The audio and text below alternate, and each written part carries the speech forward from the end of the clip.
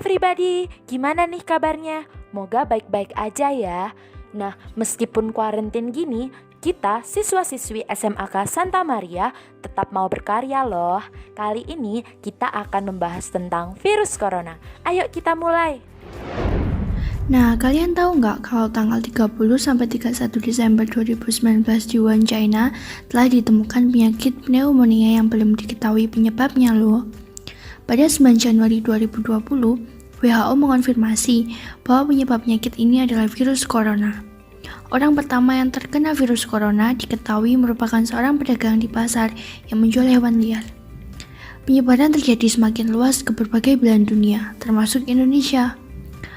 Sayang banget ya. For your information nih, novel coronavirus 2019 termasuk virus baru, mirip dengan virus yang menyebabkan flu. Penyakitnya dikenal dengan istilah COVID-19.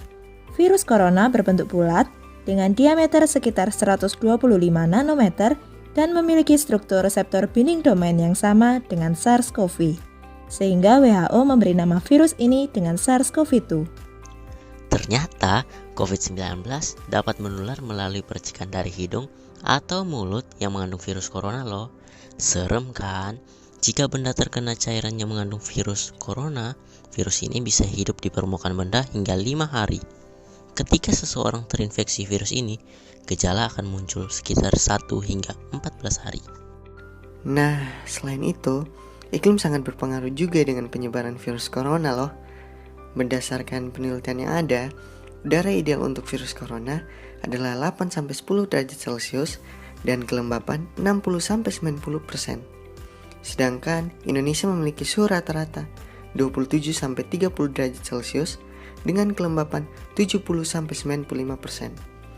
Lalu, mengapa Indonesia masih terpapar? Ini disebabkan karena tingginya faktor mobilitas dan interaksi sosial.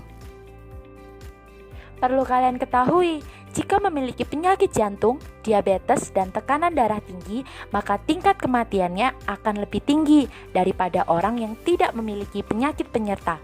Selain itu, pasien dengan kebiasaan merokok akan lebih beresiko mengalami komplikasi berat dan meninggal karena tertular COVID-19. Oleh karena itu, ayo yang merokok berhenti dulu ya.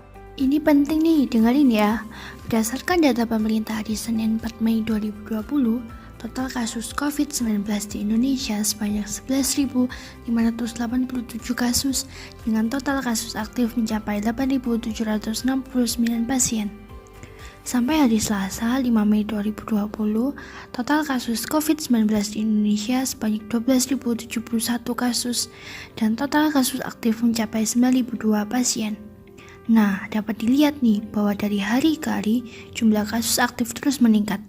Makanya, ayo kita bersama tetap waspada dan patuhi anjuran pemerintah ya. Tetap semangat ya kawan, karena adanya pandemi COVID-19 memberikan dampak sosial bagi kehidupan masyarakat juga loh, seperti pembelajaran dilakukan di rumah melalui pembelajaran daring, kursus online, larangan mudik, dan pembatasan transportasi. Selain itu, para tenaga medis juga harus bekerja sangat keras karena semakin banyaknya penderita COVID-19.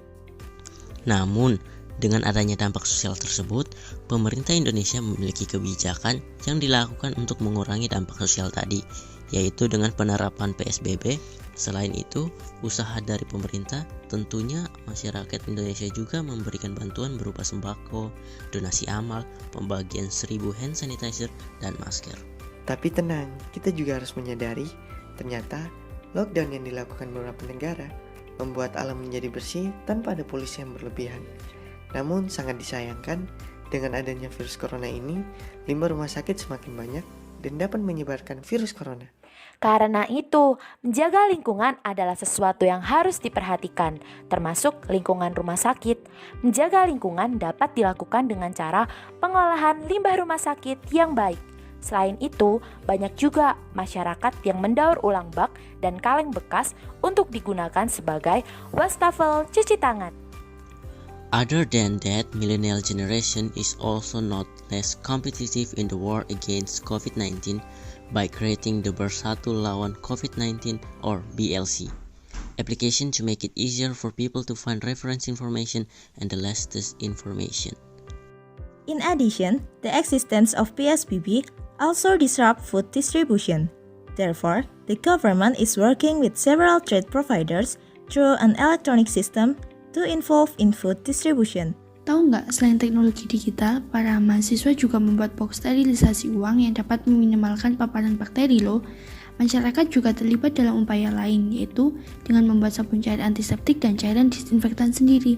Lalu apakah pemutih pakaian bisa digunakan sebagai cairan disinfektan? Yuk kita dengarkan penjelasan dari dokter.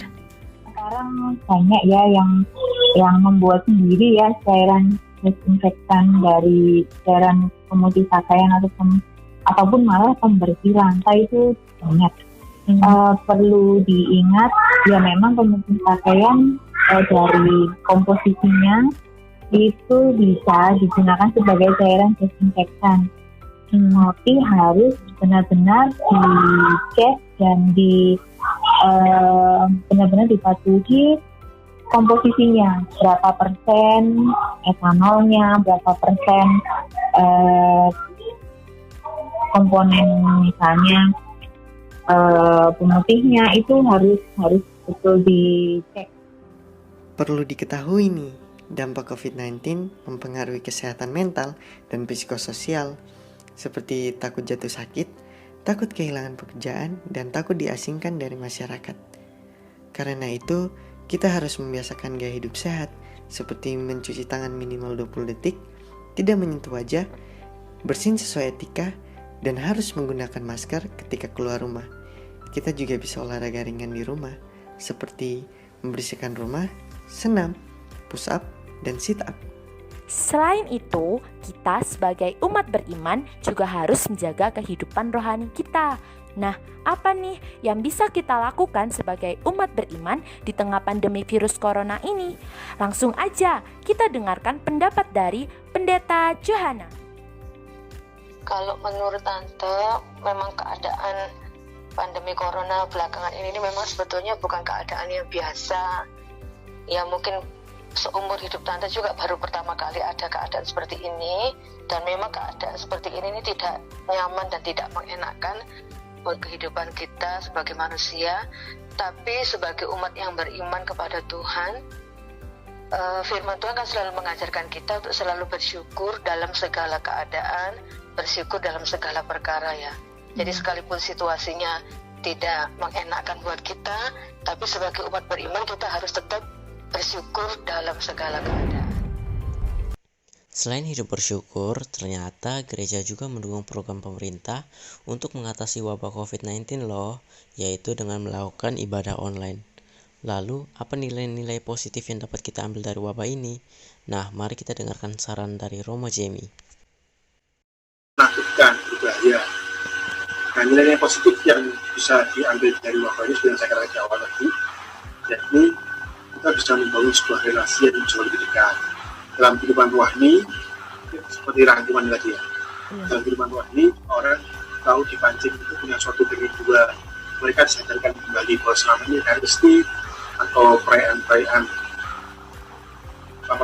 rohani umat itu selama ini apakah sungguh-sungguh menjadi sebuah kerinduan, itu mereka kemudian disadarkan bahwa ternyata memang itu adalah kerinduan dan harapan mereka. Jadi sisi hal positifnya dari situ, satu sisi orang bisa membangun relasi yang jauh lebih baik dengan keluarganya, dengan komunitasnya, orang tua yang selama ini selalu sibuk dengan segala macam pekerjaan, sekarang karena bekerja di rumah, mereka punya tugas dan tanggung jawab untuk kembali mendidik anak-anaknya. Karena kan tugas utama orang tua sebenarnya adalah mendidik dan membina anak-anaknya dengan lebih baik. Tapi selama ini, karena kesibukan pekerjaan, tugas itu dilemparkan ke sekolah. Jadi seakan-akan orang tua titip anaknya ke sekolah, nanti pulang tahu-tahu sudah beres. Tapi sekarang orang tua kembalikan tugas dan tanggung jawab itu ya Pak. That's all information about the COVID-19 pandemic. Semoga informasi tadi bermanfaat bagi kita semua dan negeri kita tercinta Indonesia dapat segera pulih kembali. Makasih ya sudah mendengarkan. God bless you all.